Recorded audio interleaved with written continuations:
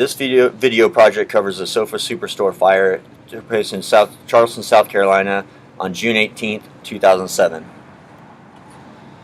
On June 18, 2007, a discarded cigarette ignited materials outside of the loading dock and soon began to spread throughout the building. 2 attempts were made by staff to extinguish the fire with fire extinguishers to no avail. At approximately 15 minutes after the fire was believed to have started, the first fire engines arrived on scene. By the time the fire had been brought under control, 9 engines and 2 trucks are on scene and 9 firefighters have lost their lives. The Sofa Superstore was approximately 59,000 square foot, had large open rooms, many with suspended ceilings. There were no sprinkler systems installed, and of the 7 doors that had fire-activated roll-up mechanisms, the 4 that activated did not shut. The entire store was filled with extremely combustible materials. The initial strategy was offensive operations, and it began when Engine 10 arrived on scene. Ladder 5 and Engine 11 were next to arrive. They both staged at the front of the building and entered and headed towards the loading dock. A communication error on which engines were responsible for laying supply line led to lack of water and uncharged hoses. Engine 16 arrived shortly after and laid supply line to Engine 11 while they advanced 2.5-inch attack line into the building. Engine 12 arrived and laid supply line to Engine 10. The fire had now spread to the showroom via the void spaces above the ceiling. In this image you can see depicted the warehouse, the showrooms, and then the loading dock where the fire actually started. During Phase 2, the offensive operations continued, so does the arrival of additional resources. Engine 6 and 19 arrive and enter through the front door of the store. Engine 10 has hose rupture, which is soon replaced by Engine 12. At this point, the 2.5-inch attack hose line deployed from Engine 11 still is not charged. Heavy smoke has begun to accumulate, and the fire begins to spread from the showroom to the warehouse. This slide and the next depicts the layout of the fire and ground during Phase 2. Phase 3 is a continuation of offensive operations, but also includes the rescue of a worker who became trapped in the rear of the store. Engine 3 arrives and lays supply line for Ladder 5. At this point in the operation, distress calls begin to come across the radio from firefighters inside the store. 3 rescue attempts were made, but all were unsuccessful due to extreme heat. The call to abandon the building at this time. This slide shows the location of the trapped employee and depicts the fire that spread. Phase 4 begins the defensive operations along with the recovery operations of the missing and deceased firefighters. Initially, all of the attack lines in the front of the building could not be used on the exterior because they were all stretched inside the building. More hoses were laid, and the firefighters began flowing water onto the exterior and through holes they cut in the west side of the building.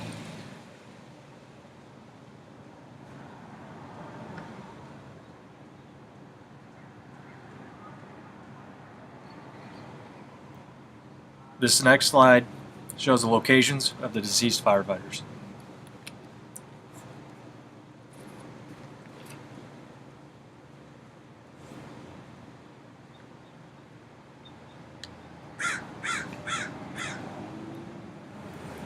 The overall passing of command from Battalion Chief 4 to the Assistant Chief to the Fire Chief was done smoothly.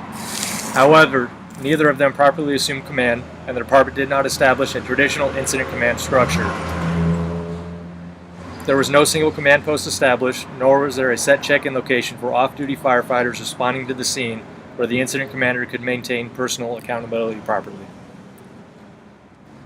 Battalion Chief 4 arrives on scene at 7:10 and assumes command.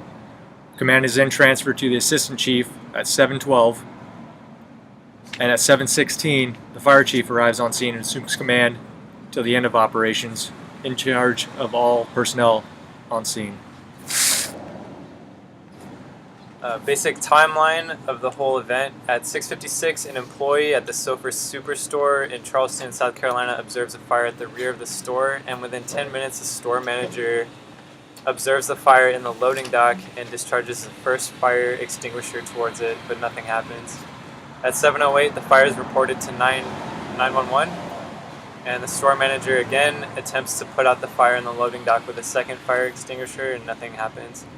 At 7:08, Battalion Chief 4, Engines 10 and 11, and Ladder 5 are dispatched and en route within 1 minute. Battalion Chief 4 arrives on scene at 7:11, and the Assistant Chief and Engines 10 and 11 arrive on scene at 7:12. 7:12 or 7:13, Engine 12 is dispatched. Assistant Chief and Engine 11 crew are at the rear of the West showroom. Assistant Chief opens the door, sees fire in the loading dock, and radios Engine 15 to come to the scene. Meanwhile, Engine 6 is dispatched, and the Fire Chief radios dispatch to send Engine 19. At 7:16, the Fire Chief arrives on scene. Engine 11 uses onboard water to suppress fire at the rear of the West showroom. 7:20, Engine 19 arrives on scene while Engine 12 begins pumping water to Engine 10 at the loading dock. At 7:24, the Fire Chief requests Engine 12 to boost water pressure, and Engine 20 radios that their onboard water tank is a quarter full. At 7:27, Engine 16 begins pumping water to Engine 11 at the front of the store, and at that time, they receive an inaudible radio transmission, lost or trapped inside, and which way out or everyone out. Engine 11 radios that their 2.5-inch hose line is charged, and distress radio calls need help out and need help getting out. From 7:31 to 7:34, Fire Chief requests dispatch of Engine 3. At that time, a firefighter calls Mayday, and the Fire Chief radios, "We need to evacuate the building." Dispatch notifies Fire Chief that Ladder 5 engineer activated the emergency button. At 7:35, the front windows are vented, and brown smoke pours out the broken windows, followed by thick black smoke, then fire. At 7:37, Engine 13 is dispatched. At 7:38, Fire Chief radios, "Everyone abandon the building."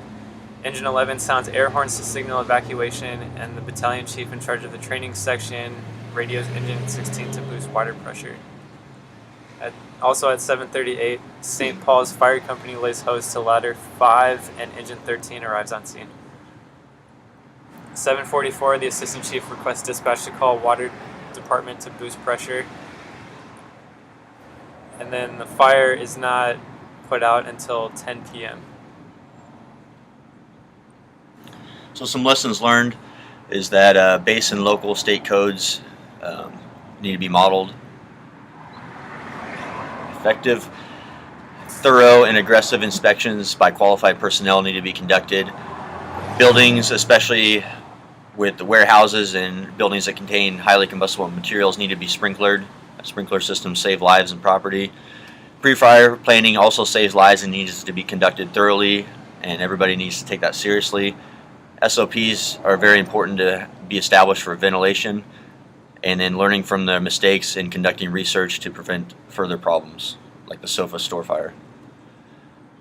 Here depicts the references that we used.